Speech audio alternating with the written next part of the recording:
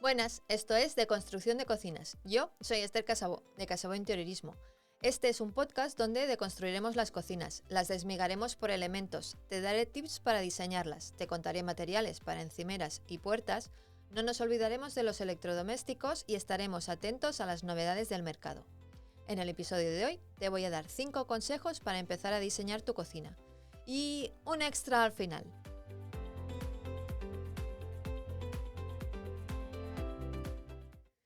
Cuando voy a diseñar una cocina hay varias cosas en las que me fijo.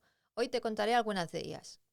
Muchas veces la cocina ya nos viene con elementos que nos marcan la estructura como tomas de agua, desagües, extracción, pero a veces se pueden hacer alguna modificación y mejorar sin hacer una reforma. Empezaremos con 5 tips. 1. Ventanas y puertas. Es algo muy obvio, pero hay que saber dónde está la puerta, o las ventanas para saber qué es lo que se puede hacer en la cocina. La puerta, si la hay, o el caso de que sea una entrada sin puerta, nos marcará la circulación que puede haber, que parece lógico, pero hay que tener en cuenta cómo es esa circulación para que la cocina sea práctica. Mira muy bien la altura de las ventanas. A veces nos libran las aperturas según los muebles que queríamos poner y hay que variar el diseño. Mira también cómo son las aperturas. Si son correderas no nos importa mucho, pero si son abatibles nos podemos encontrar que abren de tal forma que nos impide poner muebles muy cerca de ellas. Y mira la caja de la persiana. Hay cajas de persiana que sobresalen una barbaridad y hay que buscar una solución para integrarlo todo. Número 2. Coloca primero los elementos voluminosos e importantes.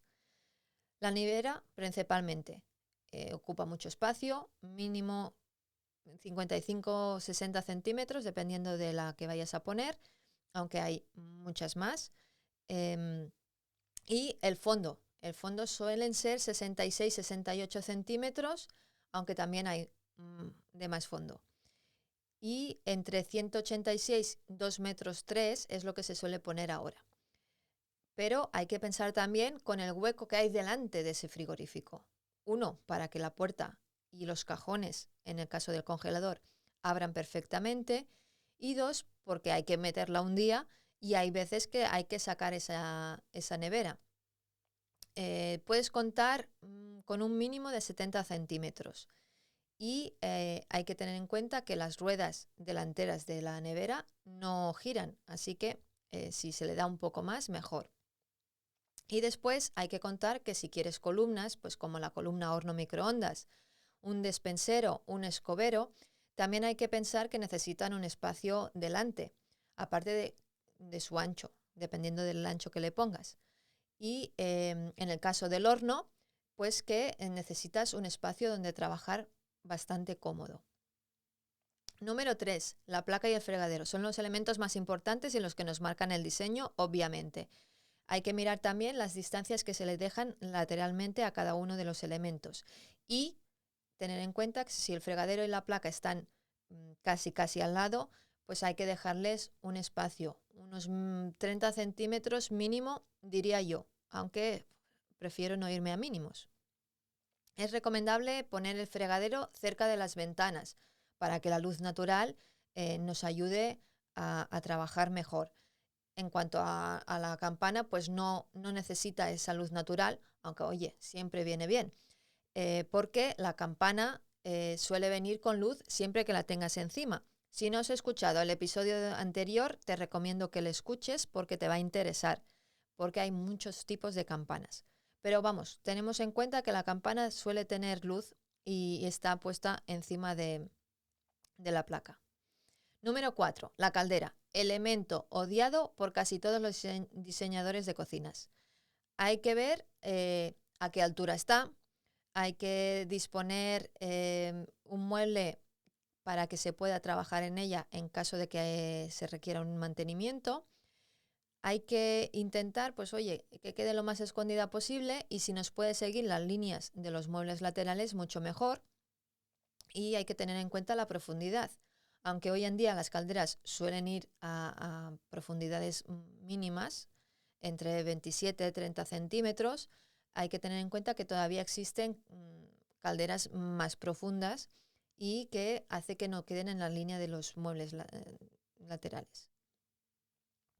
También hay que tener en cuenta que una caldera además tiene que tener un espacio a la placa mínimo de 40 centímetros. Viene por ley. La normativa UNE 60-670 nos dice que hay que dejar una distancia horizontal de 40 centímetros entre la placa y la caldera, dependiendo del tipo de caldera, pero tú deja 40 centímetros. Número 5. Almacenaje y comodidad. Un consejo importante es que si puedes, intentes tener mucho almacenaje, pero no a lo loco. Hay siempre que pensar en la forma en que trabajamos nosotros y los elementos que necesitamos guardar. Obviamente yo recomiendo siempre pues, cajones en vez de puertas, porque es mejor que tengas el acceso a un cajón que tú sacas a que te tengas que agachar y meterte tú en el mueble a buscar cosas.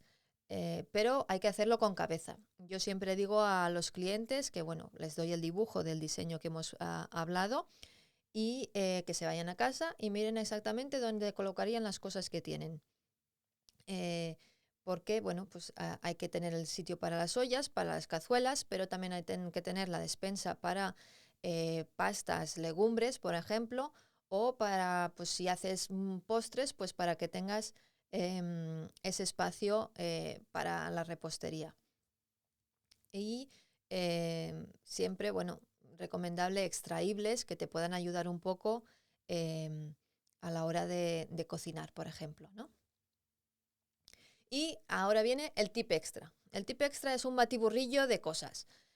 Pues que te fijes bien en los espacios, en los salientes, como las persianas, que a veces nos dan quebraderos de cabeza. Cosas que yo me encuentro, pues registros a los que hay que considerar un acceso permanente. Algunas veces algún registro de calefacción o de fontanería en el suelo donde pensábamos poner el fregadero y hay que buscarle una solución para que haya acceso. Hay contadores de gas que siguen estando ahí en mitad de la cocina, en el suelo, y es donde podíamos poner la placa. Pues hay que buscarle una solución.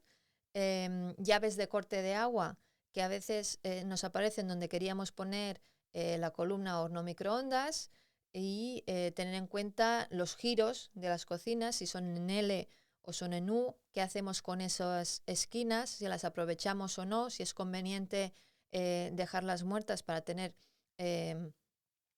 cajones más grandes al lado, o si se pueden aprovechar, porque oye, con un acceso mínimo se podrían aprovechar.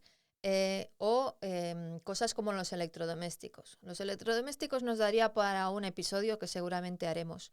Pero los electrodomésticos necesitan pues enchufes, necesitan tomas de agua y desagües, respiraciones y pues depende de si son integrables o no, pues hay que considerar unas cosas u otras. Pero esto lo hablaremos seguro en otro episodio. Y pues ¿qué voy a recomendarte yo? Pues que te ayude un profesional que se ha encontrado ya casi de todo, aunque a veces te sorprenden cosas, que tiene experiencia, aunque tú pienses el diseño, lo dibujes y pues lo habléis con él, pero siempre hay cositas a mejorar, cosas que se pueden hacer, cosas que no se pueden hacer y cosas que hay que tener en cuenta. Y bueno, yo siempre voy primero a las casas a medir, porque es algo que hace que visualice mejor la forma en que se puede diseñar esa cocina según el cliente cómo la usa.